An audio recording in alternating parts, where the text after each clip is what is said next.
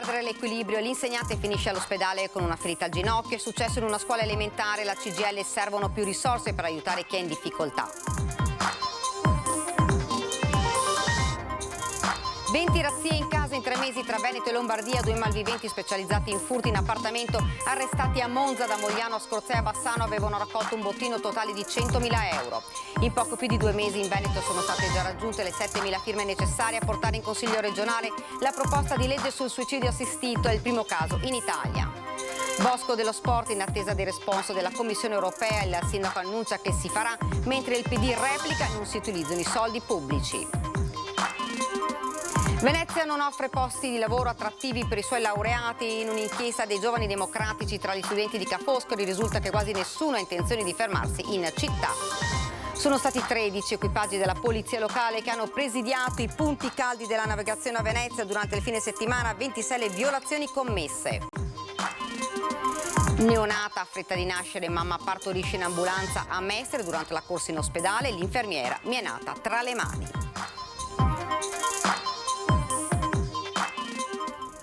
Buonasera, ben ritrovati dalla redazione di Venezia. Dunque questi titoli li avete sentiti, bisogna mettere in campo più risorse a partire dagli insegnanti di sostegno. Le parole della CGIL dopo l'episodio di una bambina che in classe elementare ha colpito la maestra finita all'ospedale.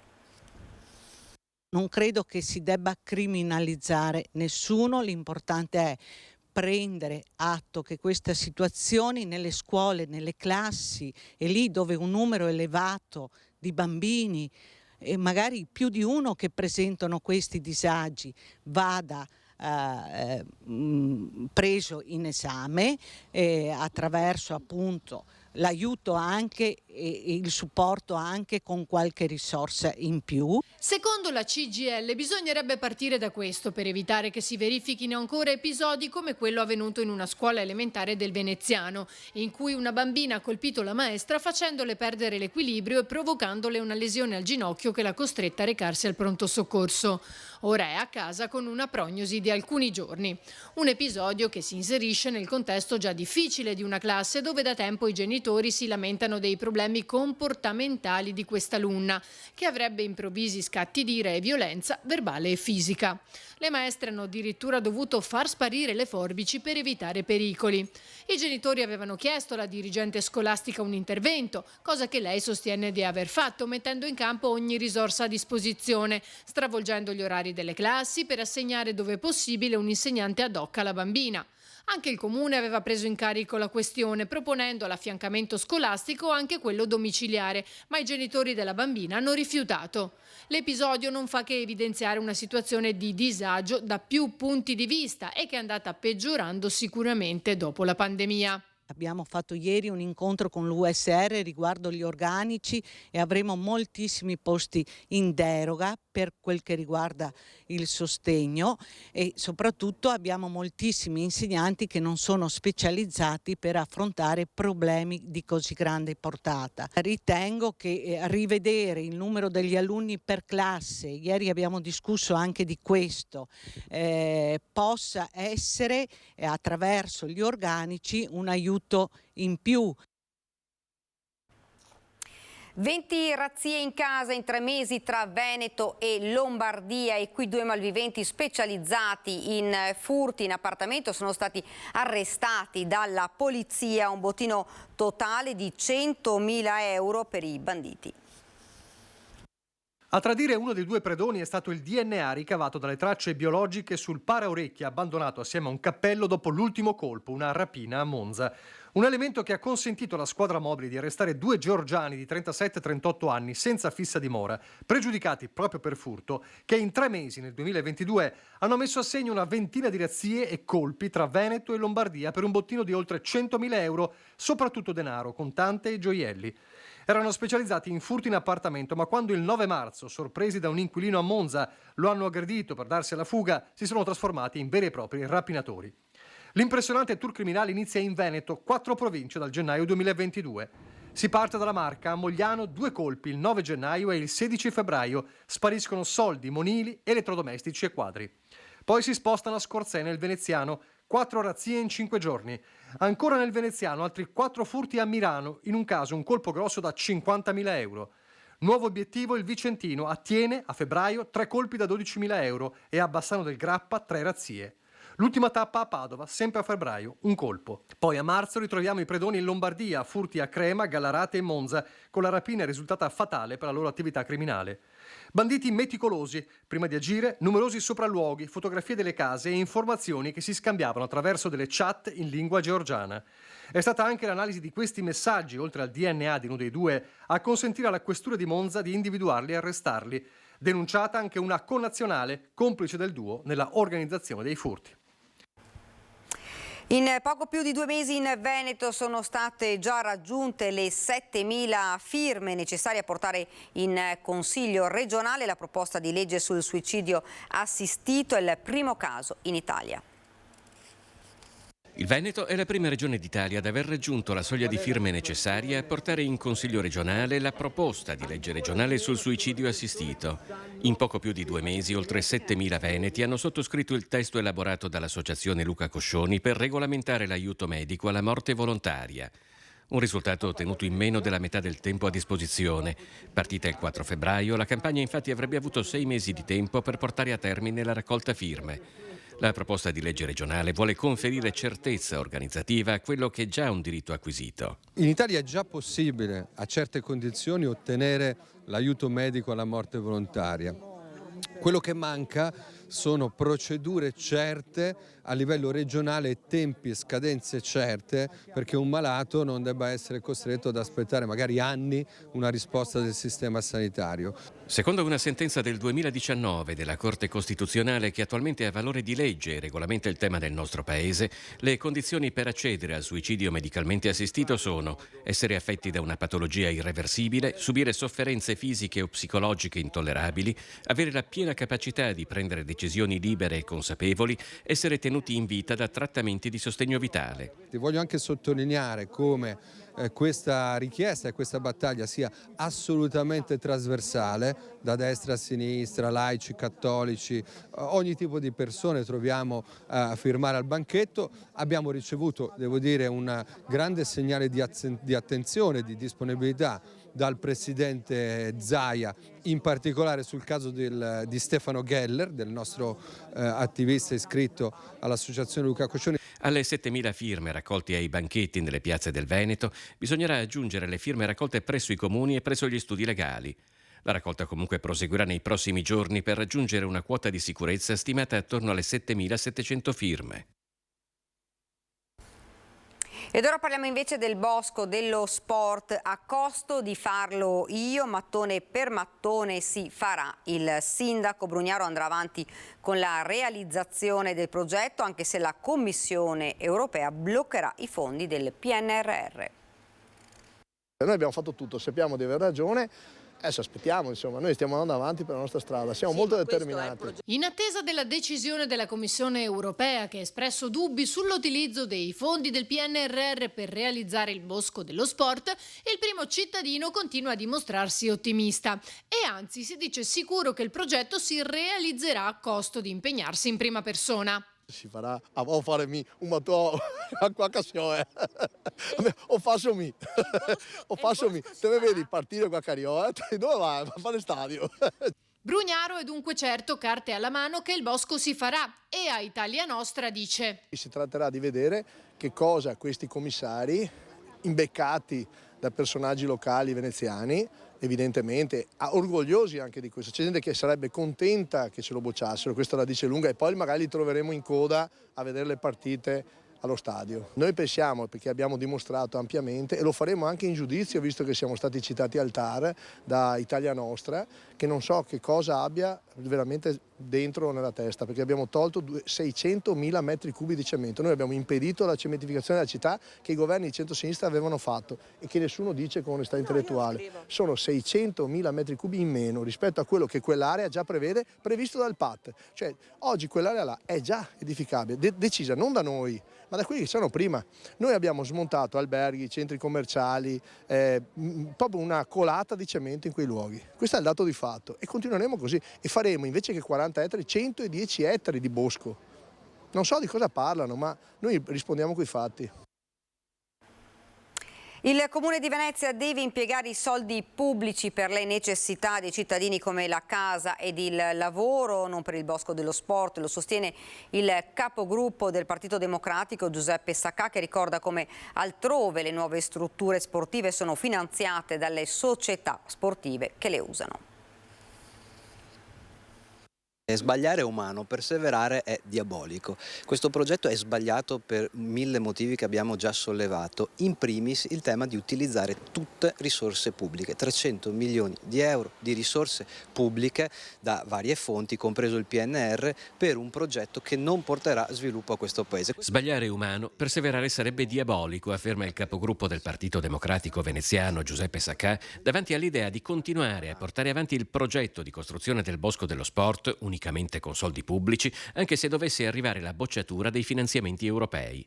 Il Comune di Venezia ha scelto di puntare la sua quota di soldi del Piano Nazionale di Ripresa e Resilienza per il recupero delle periferie urbane nel progetto di costruzione di un palazzetto per il basket e di uno stadio a Tessera, una richiesta che ha sollevato dubbi a Bruxelles. Se l'Unione Europea decidesse di non finanziarlo, deve essere ben chiaro che il progetto deve fermarsi, perché le alternative non ci sono se non l'utilizzo continuo di altri fondi pubblici. Come si fa in tutti i paesi del mondo, o perlomeno europei, queste strutture devono essere finanziate anche con fondi privati, quindi non è essere contrari ai palazzetti dello sport o appunto al miglioramento di infrastrutture sportive. Il problema è come ci si arriva a fare questi lavori. Fatto salvo che le strutture di società sportive private in genere vengono finanziate con fondi privati, secondo Sacca sarebbe ora di spendere i fondi pubblici che ci sono per lo sviluppo della città. Questa città ha bisogno di ambiente, casa e lavoro, ambiente, casa e sviluppo. Noi come Consiglio Comunale abbiamo approvato, ad esempio, una mozione per richiedere il finanziamento della legge speciale.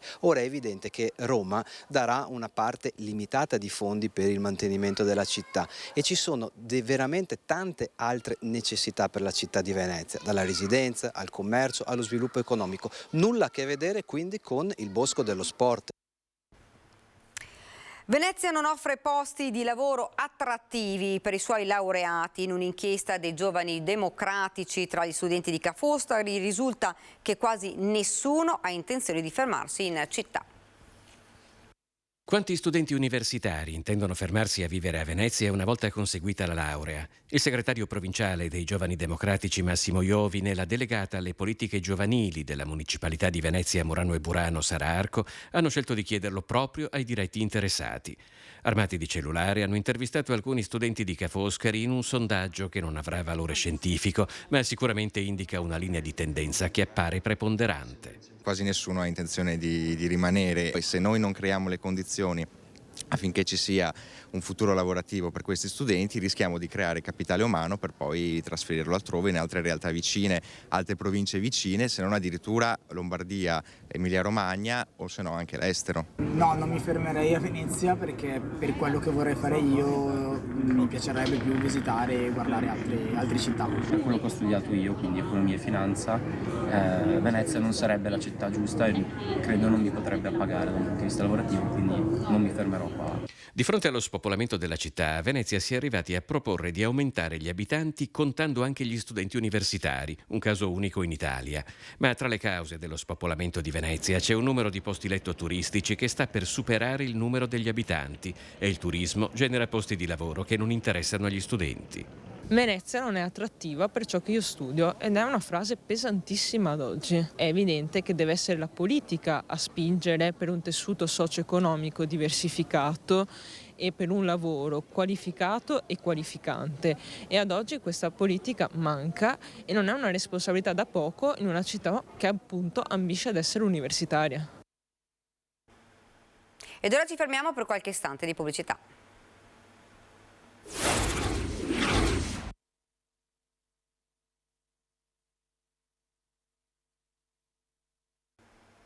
Siamo tornati nuovamente in studio, sono stati 13 equipaggi della polizia locale che hanno presidiato i punti caldi della navigazione a Venezia durante il fine settimana. Il bilancio è di 4 violazioni, di cui 2 per superamento dei limiti di velocità nei canali, 8 per il mancato rispetto delle normative ZTL, 1 per assenza di contrassegno assicurativo e 13 a carico degli esercenti del servizio trasporto pubblico non di linea come taxi, noleggi con conducente, gondole e trasporto merci.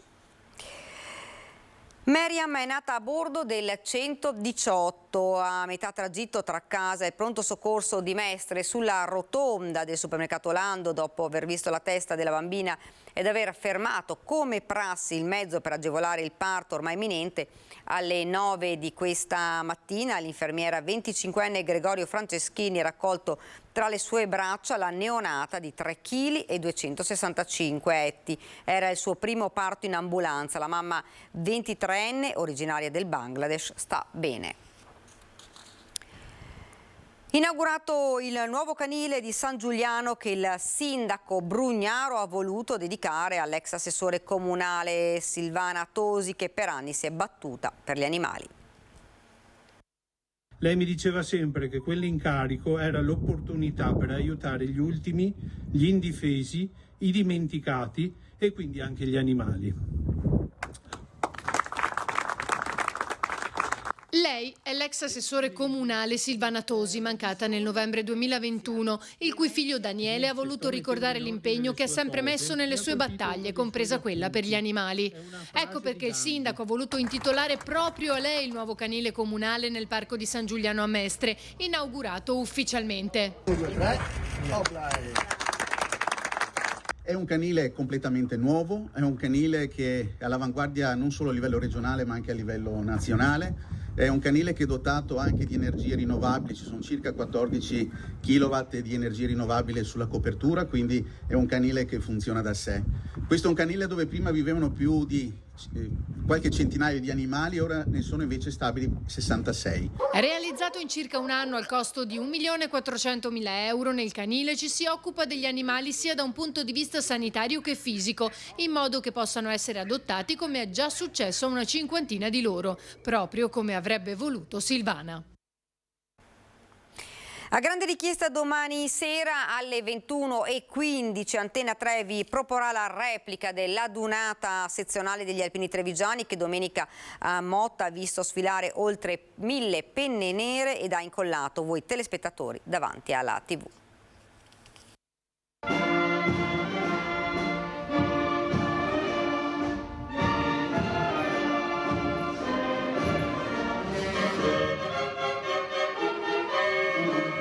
Per voi cosa significa partecipare a un'adunata sezionale? È più importante o meno importante di quella nazionale? Forse è più importante quella vicina perché la sentiamo.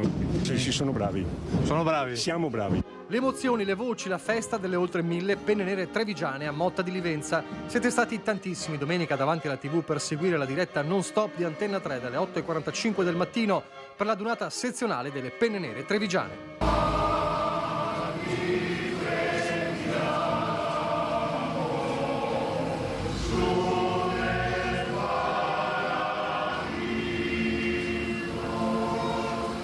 Penne nere provenienti dai 20 raggruppamenti per un totale di 89 gruppi, da Pieve del Grappa a Motta, da Mogliano a Nervesa della Battaglia.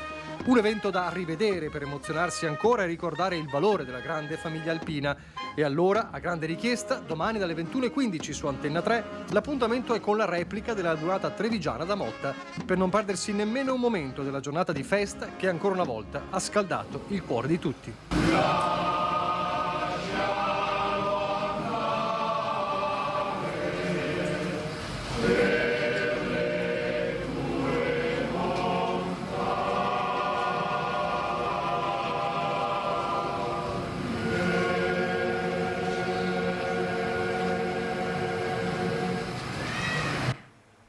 Ed è davvero tutto da Venezia, vi ricordo fra qualche minuto il telegiornale di Treviso, vi lascio ovviamente alle nostre previsioni del tempo. Grazie davvero per averci seguito e buona serata.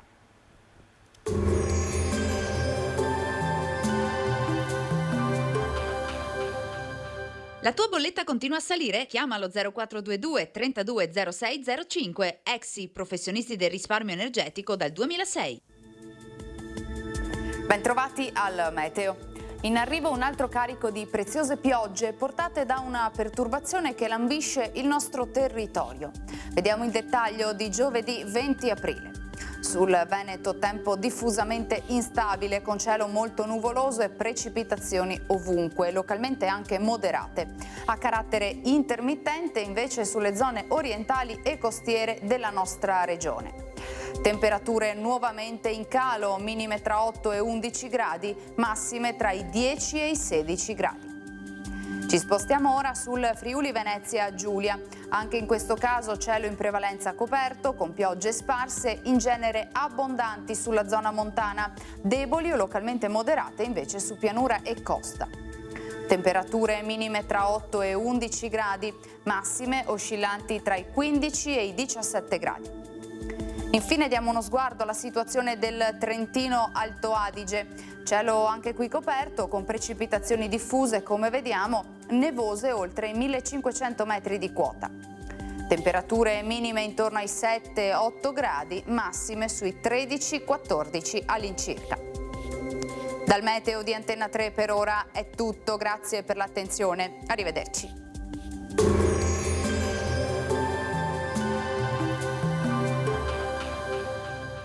La tua bolletta continua a salire? Chiama lo 0422 320605, Exi, professionisti del risparmio energetico dal 2006.